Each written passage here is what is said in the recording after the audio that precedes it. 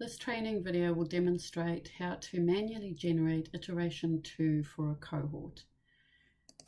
You start by finding the cohort you'd like to generate iteration 2 for.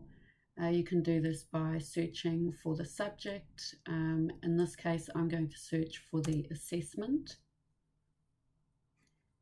Once you've located the cohort you'd wish to generate iteration 2 for, you can click on the View button alongside the cohort.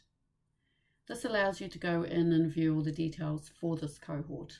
All the settings are contained within these tabs at the top of your screen.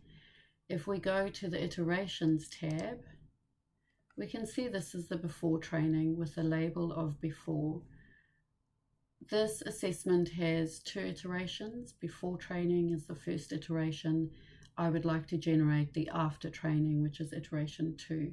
To do this, you can come down to the next iteration generation date at the bottom, click on the calendar icon and select the date. If I select today's date or any date prior to today, the system will instantly generate iteration 2, and that will be available on the cohorts page. If we select a date that is a future date from today, then on that future date, the system will create iteration 2. I'm going to select today's date to show the system automatically creating that cohort.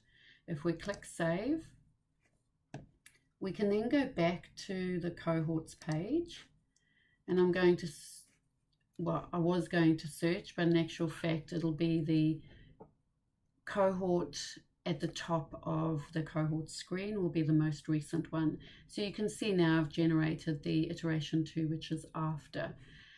To invite respondents, we need to go into the cohort and invite. So if we click on View, and we now come into the Respondents tab. So if we go into Iterations, you can now see this is the after training iteration. If we go into the respondents, we can see the various respondents. In a lot of instances, obviously, these will be actual unique names of respondents.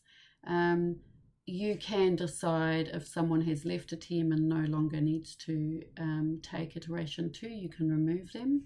Equally, you can add additional responses or respondents if there are new respondents or team members. Once you have all the respondents entered in this page, you can then click Send Invitations. The system will bring up a message, are you sure you're ready to send invitations? Click OK, and the system will generate the invitations and send them out, confirming at the top of the screen that 5 respondent emails have successfully been sent. You can now go into your, as soon as invites have been sent out, the system has created those responses ready for the respondent to come in and take the assessment. You can see this has happened by going into the responses screen, and you'll note at the top here now for the cohort subject development, we now have the 5 responses that have been newly created. And that's how you manually generate a follow-up iteration to any of your cohorts.